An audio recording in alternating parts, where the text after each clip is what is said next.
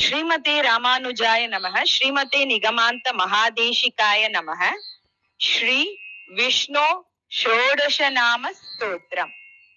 औषधे चिन्तयेत् विष्णुं भोजेन च जनार्दनम् शयने पद्मनाभं च विवाहे च प्रजापतिम् युद्धे चक्रधरं देवं प्रवासे च त्रिविक्रमं नारायणं तनुत्यागे श्रीधरं प्रियसङ्गमे दुःस्वप्ने स्मर गोविन्दम् सङ्कटे मधुसूदनं कानने नारसिंहं च पावके जलशायिनं जलमध्ये वराहं च पर्वते रघुनन्दनं गमने वामनं चैव